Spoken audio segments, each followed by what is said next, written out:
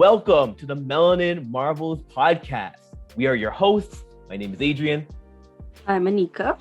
And I'm Divi. And today we're joined by Ainara and Shani, father and daughter goals at its finest. And today they're going to be joining us to talk about the power of representation in literature, cosplay, and some of their favorites in books and TV. So let's get started.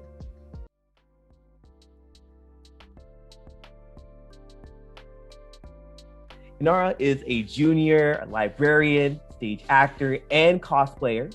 She was featured at the 2020 Fold Festival, a participant in the Scholastic Share Black Stories campaign, a guest at many university lectures, and interviewed by CBC National News. She is so inspiring, and we are excited to have her here today. And we're also joined by Inara's dad, Shani, who is a cosplayer, father of three, an avid pop culture fan. So welcome to you both to the Melanin Marvels podcast. How are you doing? Not too bad, not too bad. Yeah, good. I'm usually the one saying the intro. It's not, nobody's usually saying the intros for me, so that was really cool. No problem. We have to make sure we came in clutch because we know that you're a vet at this point when it comes to your interviewing skills. Oh, wow. All right, so to get us started, we're going to be asking you a few questions to get to know you both, what your stories are, and just to tell the crowd like who you are. So, Divi will get us started. Okay, so I guess just to start us off a little bit, when would you say you joined nerdom or became blurred? And for those of us that don't know what that means, it stands for Black Nerd. So basically, like, what's your story? How did you get into it, the world? First? Well, I don't really know when, but just like when I was younger, I actually got it from him mostly. Him letting It's a disease. him letting me read his comics, and there's like shows like Winx and Totally Spies and those types of shows. That the Marvel show with the characters with the big heads. Superhero Squad. Yeah, Superhero Squad. Yeah. Just those shows. And then like when I was old enough, he like gave me his comics to read, and just all like the little cartoon shows with like Marvel characters and stuff. I think that's how I started. The Teeny Titans, the Tiny Titans. I had like those comic books and stuff. So yeah, I think that's how I sort of started. Yeah. She everything turns into a lesson, right? Because Marvel's media is all over the place. That you can find like there's cartoons that people haven't heard about. There's like the commercials and stuff, and they're always throwing like obscure characters. So whenever a character comes up in her show, it turns into like a sermon. I'm like, come, let me get the dictionary for you. Let me show you the Marvel encyclopedia. Look at this guy here. He was actually married to Black Widow. Like so she just grew up in it, right? So how I got started is basically some of the classic TV shows like Batman, the animated series, and all that stuff. X-Men. Like, you can't watch that without. I'm leaning towards DC here a little bit, but like X-Men was the X-Men theme song is still like top 10 theme song of all time. So like you can't grow up. I don't see myself ever growing up. I don't know if it's just your brain, but there's people that are exposed to that never were into it, but once I was exposed to that, I can't let it go. So, well, thank you both. For our next question, what have your experiences been like being a Black nerd? Like when it comes to would be like representation, seeing other folks that look like you who share the same passions as well, and also what would you say your experiences have been when it comes to gatekeeping? Like people saying that you're not supposed to be like interested in these things because of like the color of your skin or what they would expect. I guess it's tied into I guess like the whole being a macho man at some point. Like I grew up in Barbados, right? So like at one point I was hiding my comics in like other magazines, right? So I mean it's just at some point, like I'm not talking about external other races. I'm talking about like my race, my culture and stuff. People like this thing is like childish even when you're a child, right? Like you should be reading something else. But like, if she, as she proves, like she started out reading graphic novels, and now she's reading like YA books that I approve once they pass through rating check on Common Sense Media, right?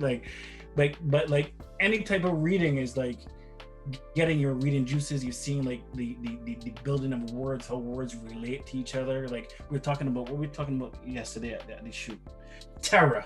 Oh yeah. The Teen Titan, right? She asked me what was the word rugged terrain, and then we said Terra's Terra. Terra means earth. Earths are Terrans, and then rugged terrain, right? Like you read books, you get all these words, you get all these word relations and all this sort of stuff. So, I mean, like in Canada, going to conventions and stuff, like it goes without saying, like anything to do with interacting with other races, especially Caucasians and stuff like that, is gatekeeping. Just it's just intrinsic to interacting in a multiracial environment, right? Like you work, play, you don't get away from it, right? The people say, "Oh, you're bringing racism into everything." No, that's like a main ingredient. You know, that's like modified cornstarch. You know, it's in everything, right?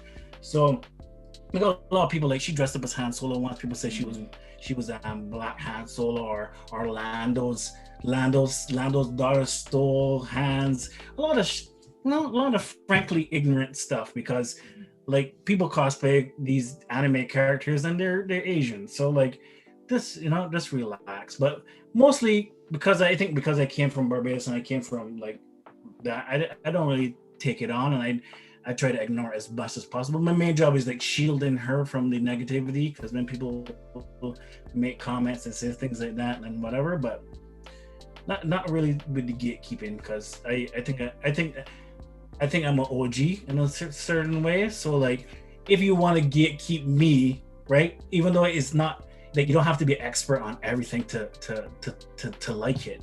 But I feel I'm in a position that if you're going to gatekeep me, I will just challenge you to like trivia, and then you can shut up, right? Like the internet is full of them. So what about you, my love? Well, for me, I think, yeah, sometimes there's like comments and stuff like that are like weird, I guess, and kind of unnecessary. But I think other than that, it's been really fun meeting other, like Black cosplayers. Has been really cool doing like photo shoots. I remember when I cosplayed Miles Morales, there was like a whole Spider-Man photo shoot, like with different Spider-Mans from the Spider-Verse. Mm-hmm. So it's been really fun, I think. Seeing like kids too that are also like at Comic-Cons, taking pictures with them and doing cool stuff. I think it's just been really fun, and I've been learning a lot, from my dad and from other people too at like different Comic-Cons and just like online and stuff. So I guess over time I'm feeling more and more engaged with the community, but I think overall it's been awesome and very fun. I mean, that sounds amazing. I also feel like I learned so much from both of your answers, by the way. Like, even when you were talking about the words, I was like, oh, wow. Like, that's so insightful. I feel like I learned about language from that, too. But, yeah. I was like, it all makes sense. And, it's cool like that, where you can make references from, like, comic books or TV shows or anime and stuff. Me and my dad were on a team for code names, where it's like a word and you have to like say a word to match. Yeah, code names. And I just said like a character and he got it right, just because like everything, it just matches up. So it's really cool, like the knowledge that you gain. References. All right, so let's talk about Ainara's bookshelf. You've created such a unique space for people who are young and old, like us. Like, what do you think inspired you to do that, to create Ainara's bookshelf? Well, I think, for the reading part, there's two main parts of Ainara's bookshelf. There's the representation and trying to share diversity, and then trying to share literacy and reading. And I think for the reading part, I know that I wasn't always sort of into reading. Reading was just almost like a chore to do. And I know like a lot of kids are also in that mindset that reading is just something that you do for school.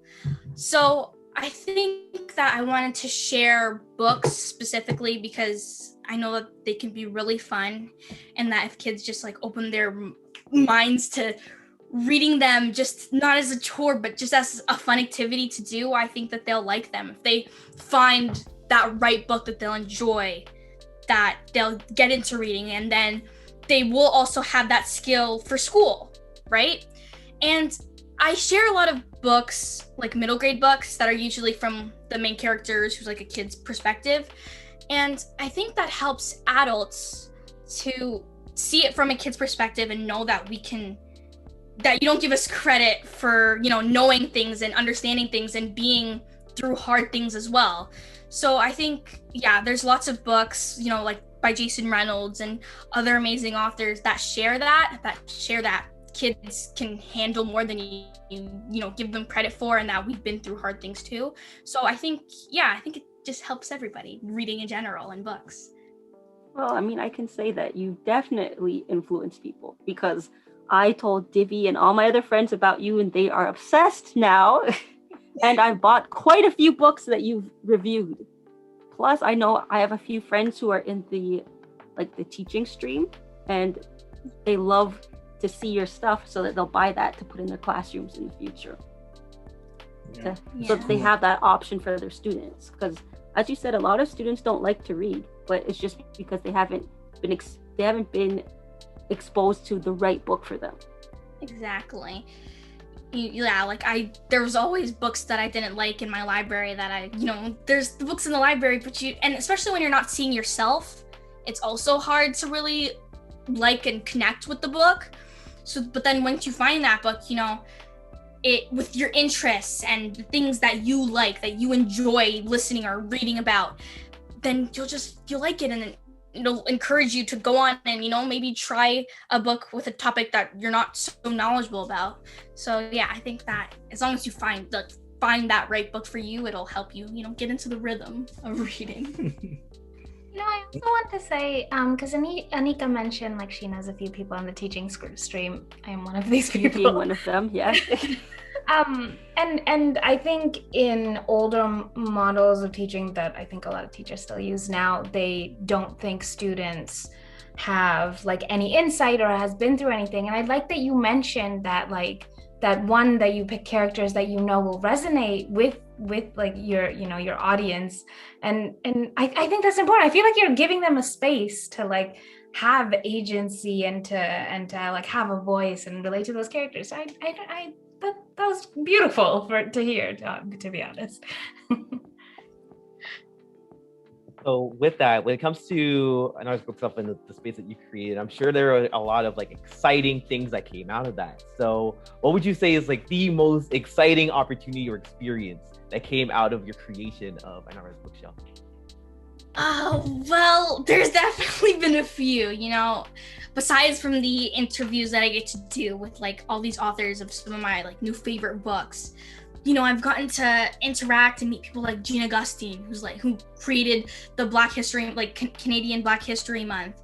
I got to be on that Black History Month panel, which was amazing. And I'm being Hamilton Public Library's first junior librarian in residence has been such a cool experience. And there's something else that is very exciting, but so exciting that I can't share it yet. Yeah. Okay. So that's when it's real exciting, when you it could be legal consequences. Right? So I mean, it's exciting. I'm excited. And it's just budget wise, it's exciting for me to not have to buy these books myself anymore, because people send the books to her. So I'm just read it up. And she gets books early, so that's good as well. This book here, where is it? She got one on Friday. She got Miss Marvel's Stretched Thin. It's a graphic novel that's coming out in September, and these pages aren't even finished drawn yet, right? So the front is color finished, but the back is as you get further and the further, further you get, this is black and white but finished, and this is stick figures. This is my art level coming up down here, right? So I mean, that's cool in itself. So I think she's having fun. It just turned a year old this week again. This week? The 8th. Whenever June 8th was, and yay! So I I like to see her sticking with something consistently, right? She's a very gifted child, so she has trouble staying the course, you know, like she can, you know, like say she wants like use a yo-yo and she just say I can't know how to use this yo-yo, and then the next day she gets that one trick, walking the dog, she's done with that. Master the yo-yo. I master yo-yo, so I'm done with that, right? So I told her it's good practice for the real world. She has deadlines to keep, she has deadlines to keep, she has commitments to people, she gets to speak and she gets to read the books. Like it's all I don't see any downsides except some trolls, but I delete them. So it's work, but it's fun. Right? Mm-hmm. What you have there right now, I'm just both seeing like in our your reactions to your dad said. It reminds me of time I was in like parent teacher interviews, and I was like, oh wait, it's good that my kid's doing good, but he could do this, he could do that, and he does that. Like parent teacher interviews can sometimes be like, usually there's times where like I don't go and it's only like the parent and the teacher, but when I'm there, it's like the teacher will be saying good things about me, but then my dad will be like, well, she could be true. Are you sure? Do you want to double check that? I'm just astonished there. She keeps her desk clean. I'm like, what? Yeah, I honestly don't think that they marked that. I won't rotate this camera for you to see the rest of the room, but trust me, it was. You don't know what's going on here. Listen, you're busy. I mean, you know. So yeah, it's less time for organization. So our next question, it's more directed to you, Shani. Can you describe the impact that sharing narratives and imagery that is representative has had on your children? I think that, like, as I said, like, I want to keep repeating this, but like in Barbados, I was watching Transformers, Man, you know, G.I. Joe, Centurions, Thundercats, right? Like half of those things aren't even humans, right? But you gravitate towards the characters that seem black, you know, Jazz, Panthro, these people. Like I wasn't too worried about representation because Barbados is like 90% black people, but still, while I was consuming that media, I was gravitated towards the people that I felt was black. Like Panther was a mechanic with a deep voice, right?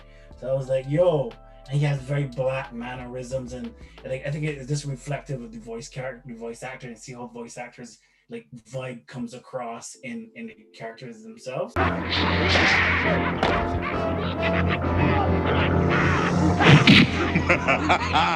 If you guys were as mean as you are ugly, then maybe you'd be trouble. But you gravitate to these people, right? Like, but like, no, she I tell her that she's living in a golden age. She has like a cinematic Marvel universe, right? That is on TV, and you can go watch a movie about it, and there's comics that could tie into it, and like it's insane, right? Like the book she reads has people that look like her on the cover. And when I say look like her, I just don't mean like, oh, it's a black person. I mean like it's a 12-year-old black girl with like curly hair, like super specific, right? So like the impact I see, like it builds confidence. Like what's that book called? She's in like a jumper. Something to Say. It's about a 12-year-old girl who does public speaking, right? Mm-hmm. She won a public speaking gold medal in 2019 at her school, right? So is a 12-year-old black girl who wants to do public speaking, but also is helping, like is about talking about changing the name of her school because her school was named for who? Was it somebody? Like a Confederate general, it was a slave owner, or a slave owner or something like that. She wants to change it to like Sylvia Mendez, right? Like a Latina activist or whatever, right? So like she does social action, public speaking, 12-year-old, like that's hyper specific. Like that's like deep dive, like that's like sort of online for her. Like we had to like I was reading Shane, I was reading like the Jumbie, like they give Tom Sawyer, where they actually use the N word in Tom Sawyer, one. right? Like I was reading To Kill a Mockingbird in school, where they had like a actual man chained up in a basement. I think that's still part of the curriculum. Is because I read it in grade 10. Like, no, she's reading to her little brother, right? Like she's taking that weight away from me. Like I have pictures of her reading to her little brother, like on the very first day that he was on this planet. She was reading him a propaganda book called Big Sisters Are the Best, right? So like she reads him the we have a Marvel ABC book, Black Panther is in a tree, right? She's reading him these things, like, so he's gonna be like the next generation model of her now, right? He has less exertion to do. Like she got Miles Morales when she was what, 10? He had Miles Morales from the time he was born.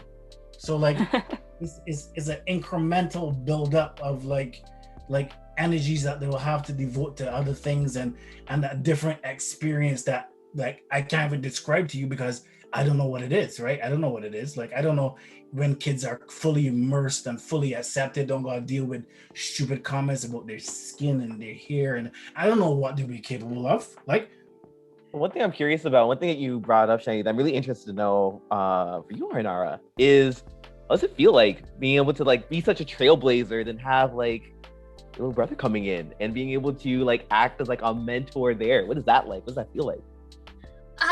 Well, I think that the time that I filmed my brother reading is really fun. Especially, we fight a lot because he's a little boy. Yeah. Don't worry, I get it. But I think multiple enemies for 80% of the day. But I think, once it's like bedtime and we're reading, it's really fun, and I just love it when he's like asking me questions about the book and he's engaged in the story, and he's like, oh, what does he want to do next? Why is he gonna do that? Like, we recently read a graphic novel that I got, and it was about a cat who's a super spy. And he was really interested in it. Of course, he loved the bad guy. He's so weird. He was rooting for Thanos in Endgame. He was like, yeah, get him! But Thanos, he's great. His birthday cake with a Thanos Infinity Gauntlet. Huh? Like, that's how much he loves Thanos. He full on uses his Infinity Gauntlet to punch his Iron Man and Spider-Man figures. My goodness. But yeah, I love that I can share my books with him, especially because I'm getting like all these new ones with all these characters, and it's just cool because I'm trying to help him see himself too. So it's been really fun. It's been a really fun journey, but not so much pressure, because he's still just like a little boy, and he's gonna grow up and he'll be reading different levels of books. Can't even read. Yeah, he can't even read. He memorizes children's books from people reading them to him.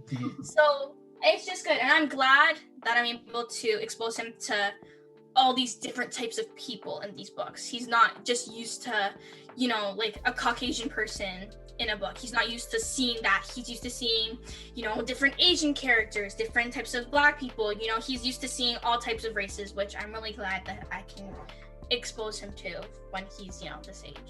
So, yeah, we got a video of him when he was like what, 1, 2, and he has his Spider-Man. He has a Spider-Man toy in his hand, and his mom is asking him who he has. He said this is Miles, right? I think it wasn't even Miles though. It was a Peter Parker toy that he has in his hand, right? I think so. And then she asked him like, who's the other Spider-Man? He said Peter Parker. So he knows who Peter Parker is, but he knows who Miles is too. Miles has always been Spider-Man, right? Yeah. He's watched Into the Spider-Verse. He's probably the only person who's watched it more than me on planet Earth. So it's great. It's great. I know you didn't like. I think let's see, Adrian. I think you were a little skeptical that he's a super Thanos fan, but for his birthday party, we had a Spider-Man pinata, and he beat it open with his infinity gauntlet. Well, this kid is just, I don't know. He's gonna be a different, like, if he's a water bender, he's a fire bender for sure. He's gonna be a different breed. Yeah, for Raising sure. up full-on supervillain is what I'm hearing right now. He's a Zuko. I gotta try and, like, you know, I roll him down the right path for sure. I guess in relation to that, the other question I have for you, Inara, is how has representation, or even like the lack thereof for representation, depending on what your feelings are, how's that affected your own journey when it comes to having the impact that you have on Instagram? As I think the kids call it a bookstagrammer. Is that relevant? Yes. Okay. Yeah. Well, at first, I only sort of saw like the lack of representation, at places like my school library. And then, while I was starting Ainara's bookshelf, I got to see these books with more like diversity that I hadn't seen before. I already had some of those books, but I just didn't see them as much like in my school library, and I hadn't really read any of them, to be honest, because I wasn't into reading novels at that point. But seeing all these books, these awesome books like Amari and the Night Brothers, and these like own voices books, it really, I think, gave me an appreciation for them. I appreciate all these authors that are making these books and sharing their stories, because if it wasn't for them, I'd have nothing to share, and I wouldn't be able to see that representation, right? So I'm just glad that they're sharing their stories, they're giving us these books that I can like spread as much as I can, that I can give other kids like me, or other kids of color who don't get to see themselves the way that I didn't get to see myself. So I think if I didn't see the lack of representation at first, I wouldn't have been able to really look for it more and see it, and try to go that extra mile to spread it even farther for those kids who might have never seen themselves represented in books.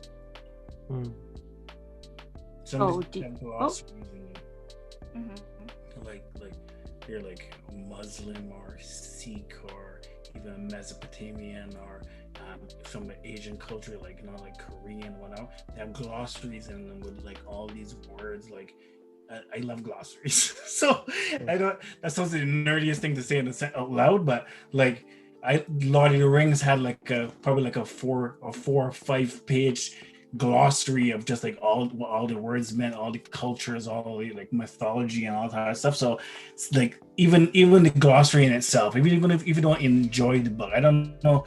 Yeah, you did finish Candle and Flame. Candle and Flame has a glossary in it. Even if you didn't enjoy a book, right? You can read that glossary in the back there. Now you know something new, right? So it's just traveling to other places and learning different things about different people, and like it does a lot of heavy lifting for me. Like if she comes in and says, Daddy, tell me about XYZ, but she already has a foundation of reading a story that occurred in that area, and I say, they used to have houses that look like, and she's like, oh yeah, those are gugutsis or whatever they're called, So it's good. Okay, so this question could be for both of you. Do you remember your first instance of seeing diversity in either a book or on screen that you identified with? Well, I think for me, it would probably be Doc McStuffins. Oh, yeah. Oh my gosh. Vivi, that's all you. Yeah, just, a young black girl like myself who is a doctor and hangs out with her stuffed animals. Their stuffed animals come to life. I will always had like tons of stuffed animals. I still have a bunch on my bed right now. Yeah, but so I think it was just really cool. She was one of my Halloween costumes. Chopper, yes. But yeah, so she was one of my Halloween costumes, and just, I don't know, she was a doctor. She was a young black girl, she's adorable. She's got little braids. Her stuffed animals come to life. Like, that's the dream, right?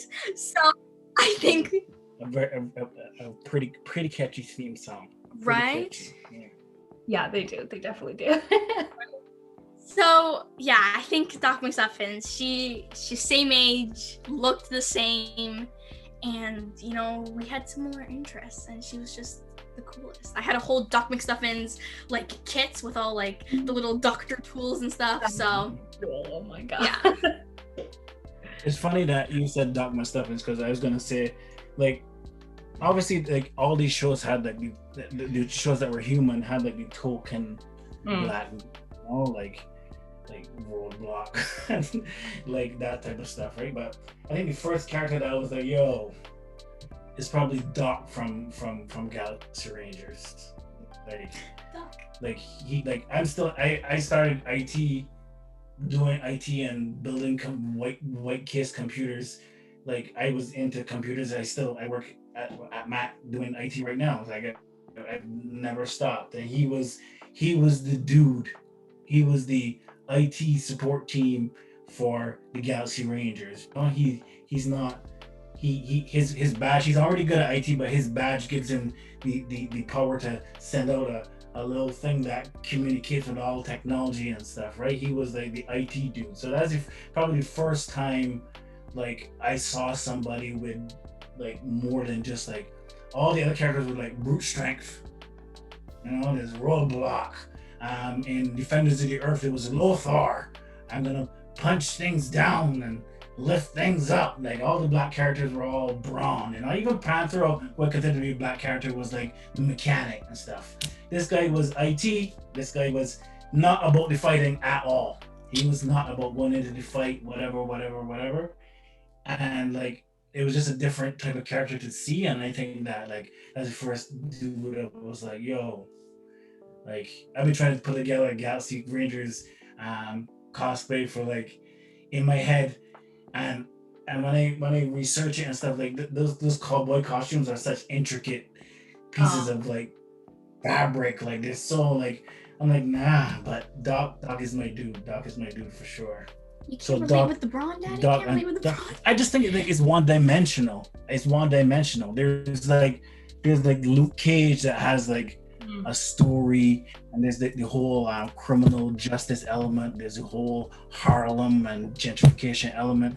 That's a character that's strong with depth. But these guys back in the 90s were just like the main character, the white main character, be like, "Help me lift this," so he'd be like, "Roar!" Right? That's it.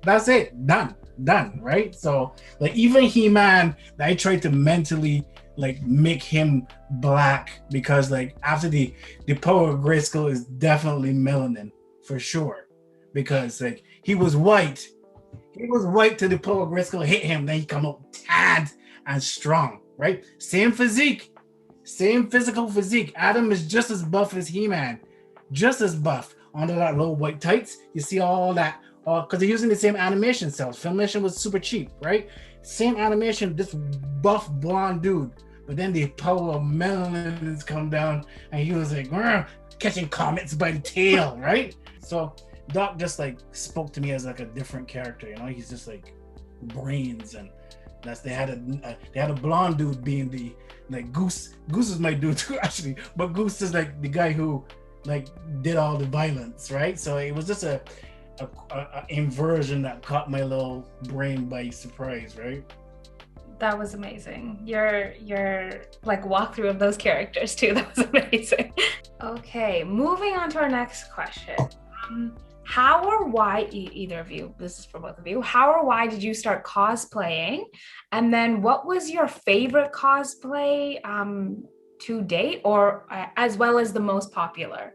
I sort of got into cosplaying. So first it started out as just like Halloween costumes, you know, getting to pose for the pictures, doing all that fun stuff. And then, you know, when I was old enough, my dad, you know, took me to a Comic-Con, and my first cosplay was Ahsoka. So, you know, that was really cool. And it's just cool, you know, getting into character. It wasn't the best because in all the pictures I have a lightsaber, and in all the pictures I'm burning my hand off because I am holding it I'm holding it by the green, like a bow staff, like this. Like, cutting my hand off. But you know, it was just cool posing for pictures, getting to go to these like cool different stores with like pins and, you know, hair bows by different characters and getting like going to panels and stuff. So then, you know, and it wasn't just like you could only dress up for Halloween. It wasn't a yearly thing now. You could do it more. Obviously, it's not an everyday thing, but it was more, you could do it more. And it was so fun, especially, you know, being there and spending time with my dad. It was just really cool. It was a great bonding time.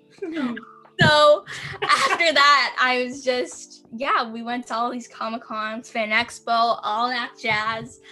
My favorite cosplay, oh my gosh. I feel like each of them have their own things that make them super fun. You know, like I was Violet and it was cool because even though it was like a Party City costume, it was really cool because, you know, in all the pictures that we took, there was like special effects where I was like almost invisible. And, you know, there was Honey Lemon where I got like the bag and everything that like glue up and the props and the armor, which was super cool to wear. You won a Hamilton Comic-Con's kid competition in that costume. Oh my god, that's amazing. We were on the front of that Cosplay magazine. Yeah, Cosplayers Canada. Yeah. It's on your shelf somewhere. And then, you know, there was Michonne where I got like the sword and the bloody pants and all that. Like the best part of that cosplay was bloodying up in garage. Yeah, like, getting put handprint. a handprint on it, like if they were trying to drag you. Yeah. Eat you. Yeah, it was cool. That wig kept falling off, so my forehead looks huge in some of those pictures. But other than that, it was like so cool.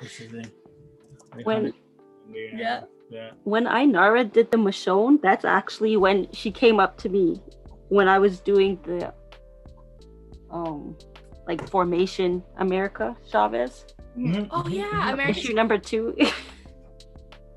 Yes, America Chavez was another cool costume. I actually, when I cosplayed America Chavez, I didn't really know who she was, and I was just going. Me too.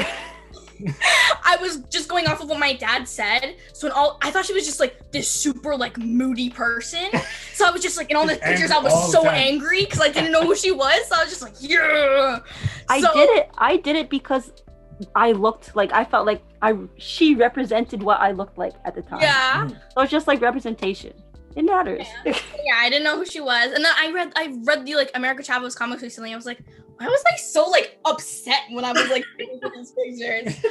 Yeah, and then there's like Hillary, which I think our Fresh Prince cosplay was probably the most popular one. But Hillary was super cool because I cosplayed Hillary like a bunch of different times, and I got the different like costumes, and in all the pictures I'm just like every I know I reinvent it. Get a new dress, get jewelry, I get like the handbags and stuff, and in all the pictures, especially like the first ones where I'm like super young, I'm just like so sassy in all the pictures. Like we were at one of those green screens like that were like a part of the convention, and there's a video that I saw, and I'm like swirling my hair, getting ready to pose. My dad was like, relax, like was not in the picture yet. This is not an audition. I was like, reboot. I was like swirling my hair, getting ready to pose.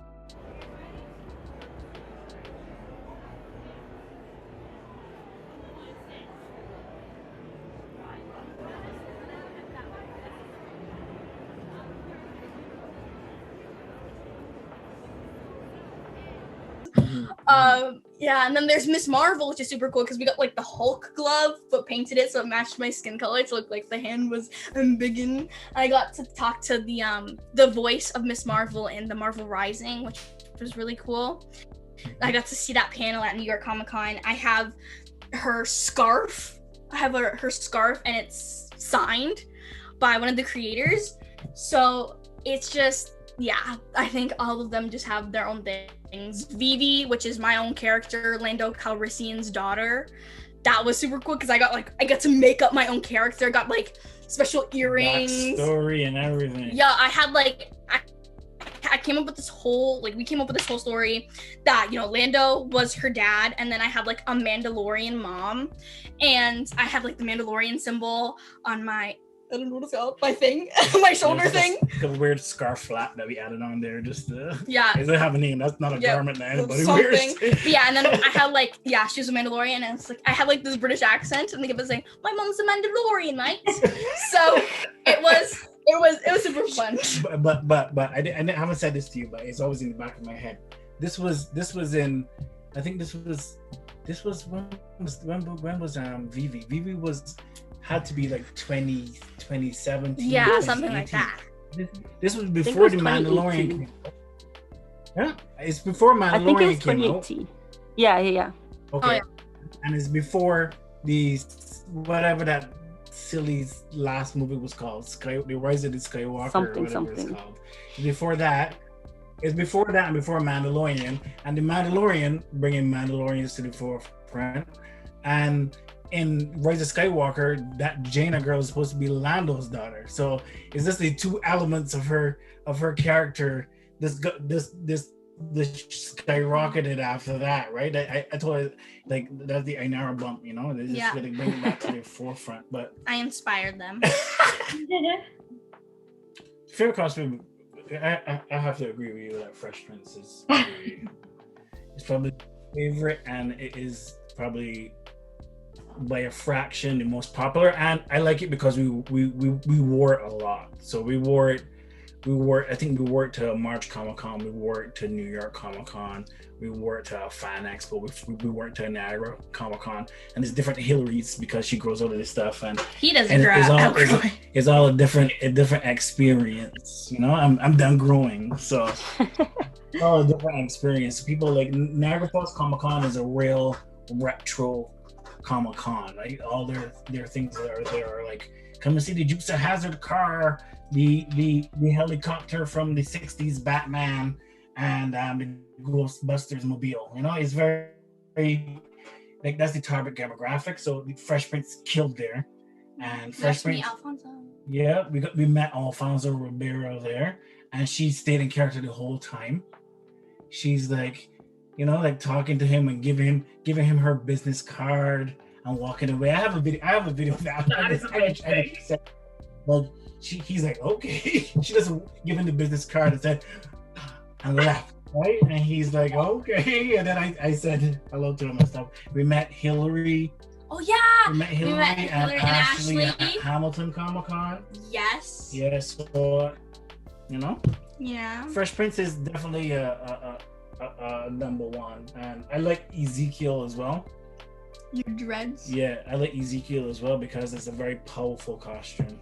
When I took it to Niagara Comic Con, my friend that I took with me got annoyed by the amount of people that were like stopping us to take pictures because it was getting to the point where it was unreasonable. Like people just run in front of me as I was walking, getting off an escalator, and like kneel on the floor like, my king, my liege, my liege. Where is Shiva? Like where is Shiva? Where is Shiva? One time, Annika, I think you know Alan, right? Alan Fresh. He's a super tall black cosplayer from Toronto. He does commission work. Yeah, he does Talon. Yeah. He does what's his face? Signal. Yeah, there we go. Yeah. Mm-hmm. His name, yeah. He was the guy with me, and it's to the point where somebody walked up to us and they were about to talk, and he's like, "Shiva's not here," right? And the person's like, "How do you know we're going to ask that?" He's like, "I've heard it 500 times already today." Right? Yeah. So it was good, and I got some action figures from Walking Dead because they had a Walking Dead. It was sponsored by Walking Dead that year, so I guess it was just good timing for me. That New York Comic Con was sponsored by Walking Dead because they had a Walking Dead cosplay competition, and I won that with Ezekiel. So obviously, like a dog, when I'm rewarded, it has more intrinsic value than the other cosplays. But I would say Ezekiel and Fresh Prince are probably my favorite ones so far. Yeah. I love how you guys have the confidence to do that because people are always telling me to join those contests. I'm like, oh yeah, nope. They just take too long. Like that's the thing. Your whole day is just gone. Making a decision. Why am I lining up for an hour and then you gotta go on the stage and then what? Like, you know, it's not Miss Universe or anything like. Exactly. No, it takes way too long for what it is, right? Yeah, sometimes like the interactions at Comic-Con can be funny, like how we said people were coming up to him when we did the Miles Morales cosplay, and he was the dad. What's his name? Davis or something. Yeah, when he was that, it was so fun because he had like the cop costume, right? And some people thought he was like actually like one of those like the security people. Yeah. So like people would like clear the way a bit. Yeah. So it was like a good costume. Costume.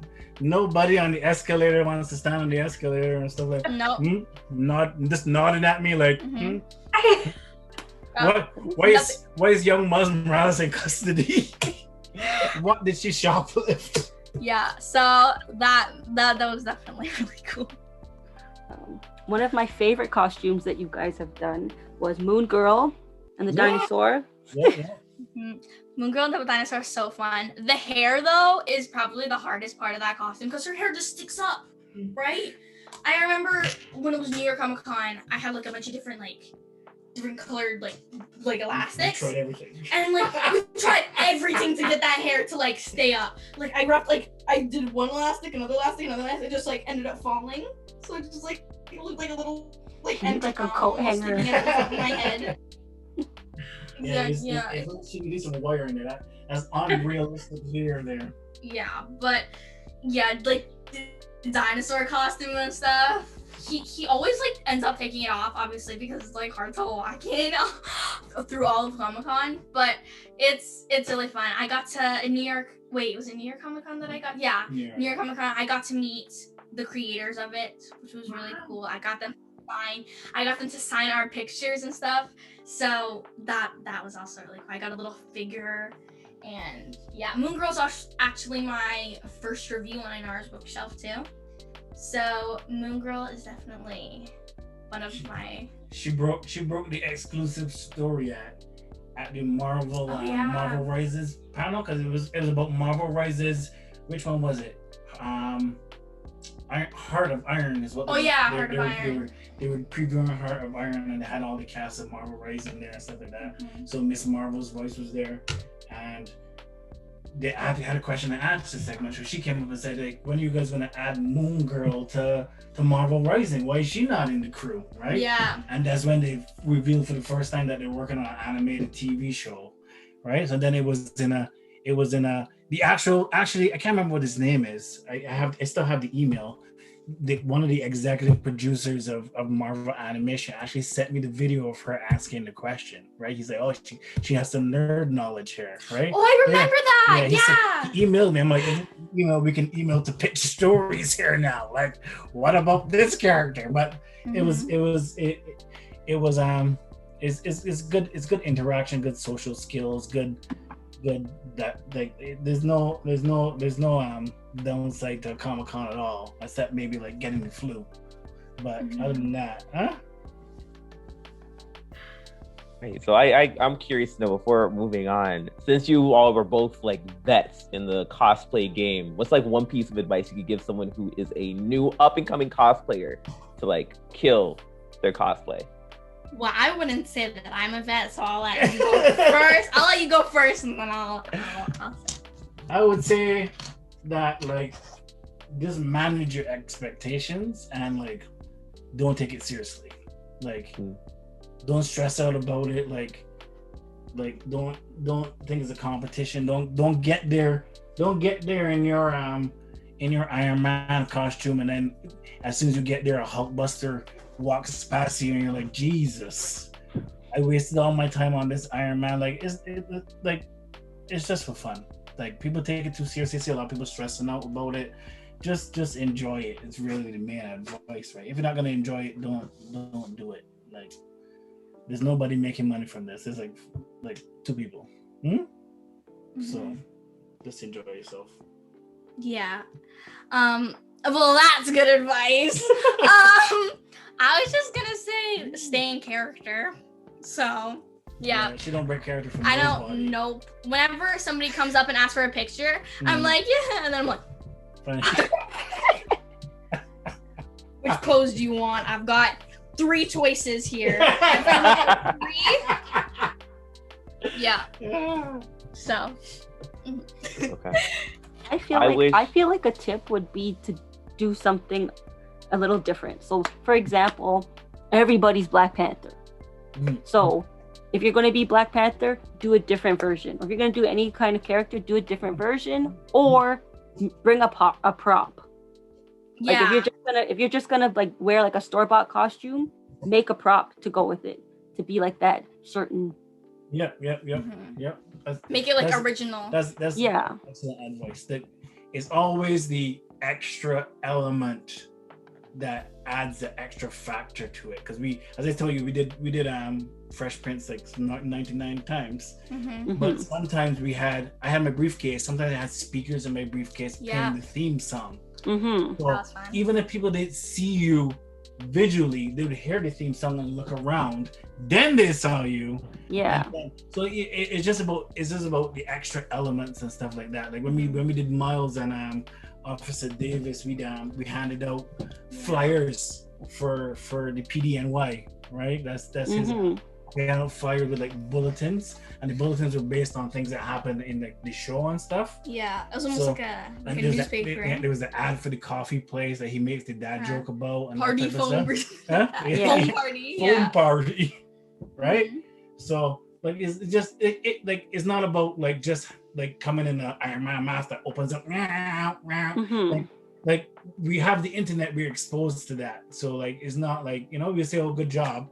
But people do those type of costumes, don't get the reaction from fans that they think they should get because they spent like 2,000 workman hours like in a forge making an actual Iron Man suit, right? Yeah. But that's not what people connect with. People connect with like the human element to it. Like when I finally got a stuffed Tiger, to stop them from asking where's Shiva, people wanted to like hold Shiva and get in the picture with Shiva and that sort of stuff. It's just like, think outside the box. It's not just the costume of the person. It's good advice too. Yeah. I thought you were talking about Theo. No, not Theo. No. I was like, people were asking to hold Theo. Oh yeah, because he did that. Didn't he do that costume? Yeah. Our interview is far from over. Be sure to check out our part 2 for our interview with Ainara and Shani. If you're interested in following them both, you can follow Ainara at Ainara's Bookshelf on Instagram and Shani at BlurDad on Instagram. Here's a sneak preview for part 2 of our interview. So we have set up a speed round of questions for you to dive into. Sometimes I might say the wrong answer and not what I mean to say. So just letting you know. Favorite anime of all time? No. Interested in continuing the conversation? Feel free to add us on at the Melanin Marvels on Instagram.